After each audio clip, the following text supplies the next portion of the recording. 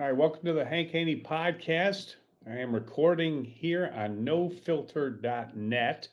You can find the Hank Haney Podcast on iHeartRadio or wherever you get your podcasts as well.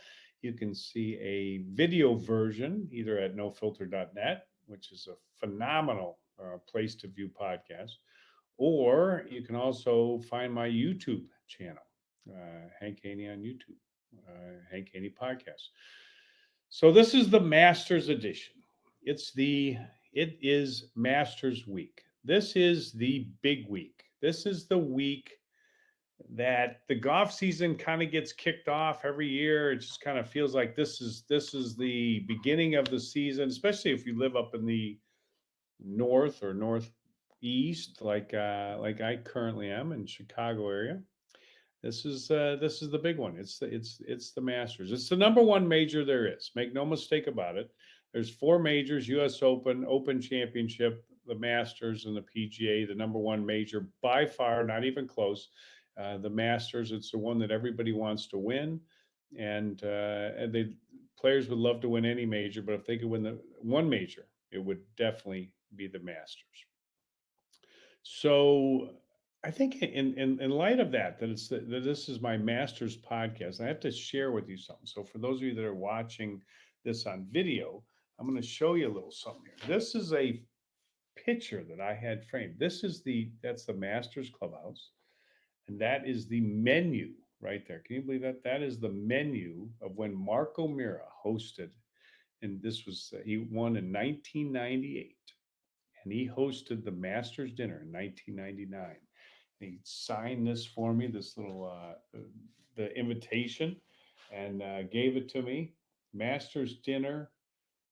Let me see April 6th, 1999. What did Mark O'Meara have for dinner that day? I was listening. I was looking at the John Rahm dinner. He's got this whole Spanish food going. I couldn't understand anything they were serving, but I understand what Mark served. So Mark had sushi and sashimi. I don't know how he put all this together. A Caesar salad. I think he just picked everything he likes the best. Steak and chicken fajitas, rice and refried beans. It says served in honor of Mr. Mark O'Meara. And then they had grilled filet mignon, grilled Pacific salmon, and broiled chicken, hot rolls, trio dessert, twice baked potato, crab cocktail, Graber olives, and fresh asparagus. And that was Mark's dinner. Pretty cool. And he signed this picture to me. It says, Hank, thanks for helping me live my dreams. You're the best, Mark O'Meara. That's something I'll never forget. Helping somebody live their dreams is that's a dream come true for any coach. And when Mark O'Meara won the Masters in 1998, I'll never forget it. I was there for the whole week, and this is a great Masters story right here. So Mark gets done with the first round. I forget what he shot the first round. I think he shot like one over par the first round, and he shoots the one over par, and he missed a putt, I think, on 18. And I mean, he might have shot two over par. I don't know, one or two over par. Anyway, so he comes off the green on 18, and he's steaming. He's not happy. And at that point, his friends are around, his wife's around, and it's like, Hank, go talk to Mark. And of course, that's my job. That's what I was going to do. I was going to talk, and I go and talk to Mark. He said, he goes, he said, I can't play worth a darn here. I think he said something a little stronger than that. Okay.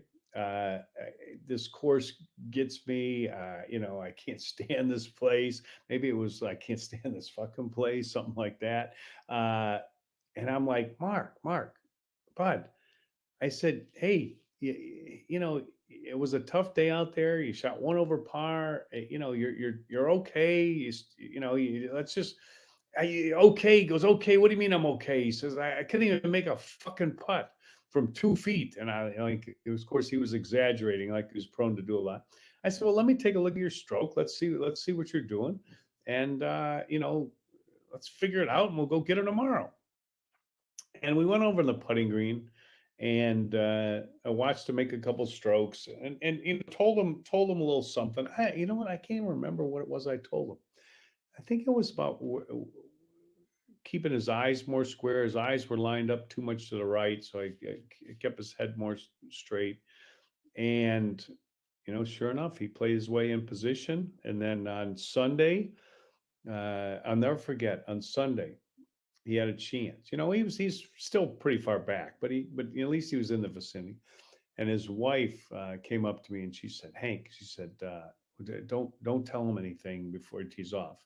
And it just, even if it's even just tell him, tell him just to keep doing what he's doing, or something to that effect. And I was thinking to myself, what the fuck are you talking about? I mean, you take care of being the wife. You take care of the kids, and I'll take care of the coaching. Okay, and because as a coach, if there's like my regret would be I saw something on the range and I didn't say anything. And that never happened many times. Matter of fact, I only think of one time in my career that happened when Tiger was playing at the PGA at Baltusrol, and I'm going back and forth. Should I say something? Should I not say something? Should I say something? Should I not say something? And I ended up not saying something.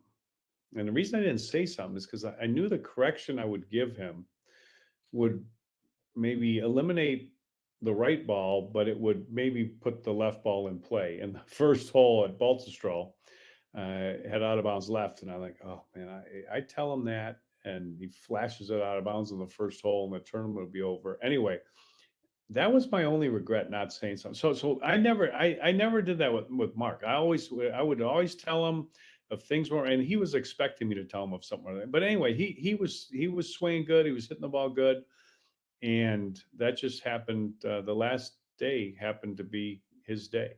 The one thing I always will say, like to win Augusta, you have to be able, generally speaking, it's not this doesn't happen every year, but generally speaking, you have to make putts on two out of the last three holes. And Mark O'Meara could always make the last putt. Now, like he didn't win, he didn't win the most amount of tournaments on the PGA Tour, although he did make it to the Hall of Fame and won two major championships in 1998. But the one thing that Mark could always do is he could always finish. What a lot of people didn't realize, and you got to be kind of a golf historian to know this, but Mark O'Meara had one of the best finishing rates of any player that ever played the PGA Tour. Honestly, I think Jack Nicklaus, Tiger Woods, Ben Hogan, and Mark O'Meara is right in that category too, in terms of finishing off a victory when they were on the lead or tied for the lead somewhere on Sunday. Mark's record was absolutely amazing. If he was ever on the lead or tied for lead on Sunday, his win percentage was very, very high, like up there in the top five of all time. So uh, he had a good pairing on Sunday. I'll never forget this. He had a good pairing. He was playing with Fred Couples, and he's good friends with Freddie. They came out on tour at the same time.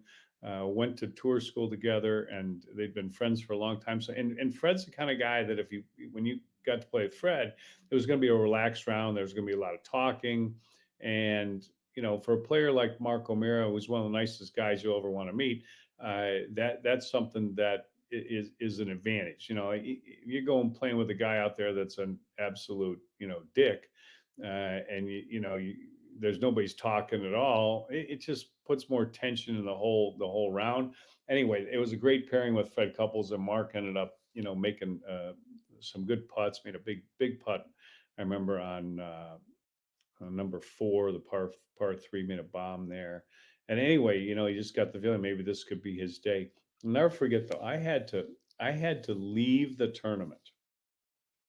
I had a clinic, a teaching seminar scheduled with the Wisconsin PGA. Never forget, 1998, Wisconsin PGA, the Monday after the Masters. And the last flight that I could get out of Atlanta left at such a time that I guess I didn't wasn't planning that Mark was going to be in the last group, or I figured if he was in the last group, I'll figure it out when when the time comes. But I had to leave when he was like on the 16th hole, I think. He was on the 16th hole, and I had to leave the golf course to make it to that commitment that I made in Milwaukee. My lifelong student. I didn't get to see him finish out the Masters, but I was driving in the car. I'll never forget driving in the car back to the Atlanta airport from Augusta, Georgia, and I'm talking on the phone to my friend David Abbott, and he is going through the whole round with me, the last three holes. A good drive here. He gets a good iron shot. Just missed a putt or whatever, and he gets on 18, and Mark hit a good drive and hit on the green, and David's telling me that he's got like 15-foot putt to win the Masters, and then he goes, and I'm waiting, and he's getting ready, he's shaking me through the whole thing like he's an announcer, and he's getting ready to putt, and then he hits a putt. He made it. He made it. He made it. And Dave was a good friend of Mark's and a big fan too. And he goes, he made it. He made it. And I'll never forget it. Man, it's like that was like one of the coolest moments ever. One of those times when you're, that place and time, and it's a lifelong memory. And that was one of those from Augusta. Because somebody, they did came and did an article. Gary Van Sickle did an article about me moving back to Chicago for the Chicago District Golf Association magazine. And he asked me, he said, what are your best Masters memories? And that was number one on my list for sure, right there. Because to see a great guy fulfill his dreams, there's nothing better than that. That was really, really cool. So that's my little Masters story to start off the Masters show here, and I want to talk about who I think is going to win the Masters. First off, here's what I always say about who's going to win the Masters. I always say that I'm going to pick the best player. So for years and years and years, when I was coaching Tiger, I would always pick Tiger. I picked Tiger to win every tournament. And I was right about half the time when Tiger would win upwards of 50% of his tournaments. So I always pick the best player. It is such a crapshoot picking. Now I have a pretty good track record picking after a round or after 2 rounds or 3 rounds or in the middle of the 4th round. Going on one of those betting sites, I go on there and I'll make a little money picking who's going to win, because I'm pretty good at predicting that. See what's going on. But to pick a winner before the tournament starts, it's it's so hard to do. You don't know how anybody's going to play. You kind of know how they've been playing, but you don't know how they're going to play. Half the guys that you think are going to win or have a chance to win are going to be out of the tournament after one day. Well, the TV and the radio and everything, they'll tell you, oh, this guy's still got a chance. He's only 2 over par and he's a good round tomorrow. But the reality of the situation is that players that are in the top 10 after the 1st round, 2nd round, 3rd round, they win the tournament, and the number is really high. As players that are top 10 after the 1st round, somebody in the top 10 after the 1st round, a greatest percentage of the time will end up winning the tournament. So these players that are over par and fighting back to get in, and Mark did it. It did it in 1998. Mark O'Meara did, but it just doesn't happen very often. It doesn't. And when you get off to a bad start, you're fighting an uphill climb, and your margin for error goes down to absolute zippo. So it's hard to pick a winner. I always go with the best players, and the best players at the Masters this year. I mean, some of the guys aren't going great. I mean, Rory McIlroy is one of the best players there. He's going for the career Grand Slam, but he hasn't played very good all year. Went for emergency lesson out to Butch Harmon, and Butch can work some miracles, so you never know. I mean, I give him more than no chance for sure, but I got to go with Scheffler. I mean, he's far and away the best player in the world right now with his statistics. It just boils down to his putting. Can he putt well enough? But he has putted well at Augusta, and having those memories and knowing the greens, That's a big thing. The pins are in the same place every year, and they're in the same place. I mean, they might throw in one new pin placement, but they ain't gonna throw in 10 new pin placements. They're gonna be in the same place. You don't know what day they're gonna be there, but they're gonna be in the same place every year. You know the four pins when you walk up on the green. They know the greens. They know the putts. They know where to practice from, and and you have a history there. And Scheffler won the green jacket. A couple years ago. That's he's at the top of the list if he putts. But you can say that about a few players if he putts. The next player I'd look at is John Rahm, because these are the best players in the world. Rahm's the defending champion. It's hard to go back to back, but Rahm's the kind of guy that could do that. I mean, he's a quality player, and there's no two ways about it. He's done it before, and he can rise to the occasion. And then the third player to me is Brooks Koepka, because you can't deny Brooks Koepka's major championship prowess. I mean, he's so good, it's ridiculous, and he's so good at it. And I point back all the time when I'm talking about Koepka to the 2019 Masters, which Tiger won, and he won it. He won it in a dramatic win, but he won it with 1 3-putt and no penalty shots the whole tournament. And you know how I always say the key to golf, and the key this every level of the game, but same thing holds true in professional golf, and it will really hold true at the Masters, is that you have to eliminate 3 things. You have to eliminate penalty shots. Then you eliminate what I call 2 chips, 2 pitches, 2 sand shots. When you miss a green, you got to get the ball on the green in 1 shot. And that those happen at Augusta because you miss a green and you got a tough little chip and you try to get real cute with it and you run it over the green or you leave it short. That happens. And then at Augusta, a big thing is the 3 putts. You have to eliminate the 3 putts. And there's a lot more 3 putts at Augusta than get counted, because they only count the ones that are putted from on the green as a putt.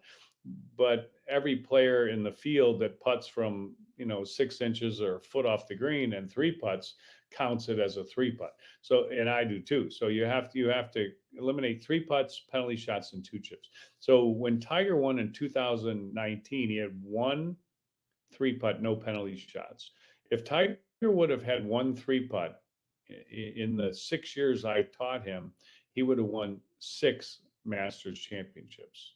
He won 1 Master championship in those 6 years. He'd have won 6 of them if he had 1 3-putt or less in those years. But it's hard to do. You're going to have 3 putts. You're going to have penalty shots. In fact, Brooks Koepka, who finished second to Tiger in 2019, had 6 3-putts and 5 penalty shots for a total of 11. 11 penalty shots, 2 chips, and 3 putts. He had a total of 11. And he lost the tournament by 1 shot to Tiger Woods. Tiger Woods had 1 3-putt, no penalty shots. Koepka, that he had to walk away from that tournament thinking, I totally pissed this tournament away, and this green jacket should have been mine, but it wasn't. It was Tiger. So this year at the Masters, that's what it'll boil down to. It always does. They'll talk about the iron play and how important that is, and it is. You got to hit your irons. Driving is important because you got these par 5s you can get 2 and 2 if you get good drives. And the Augusta's a lot tighter than it used to be. They put trees on 11. The 17's a tight hole. 15's tighter than it used to be. It's not as easy of a driving course as maybe it used to be, especially with the second cut of rough. But the big thing is the penalty shots and the 3 putts. That's the big thing. So the tournament will boil down to this. It will boil down to, do the players keep it out of the water on 11, 12, 13, and 15? So those are your 4 holes: 11, 12, 13, and 15. If you take penalty shots somewhere else on the golf course, you're not going to win. You're not going to the Masters. You can just take that to the bank. You can book on that. But 11, 12, 13, and 15, those are the key holes. Dump it in the water on 12, not going to win the Masters. Dump it in the water on 13, maybe you can overcome it because you can still get the ball up and in and make a par. Dump it in the water on 15. It's going to be tough.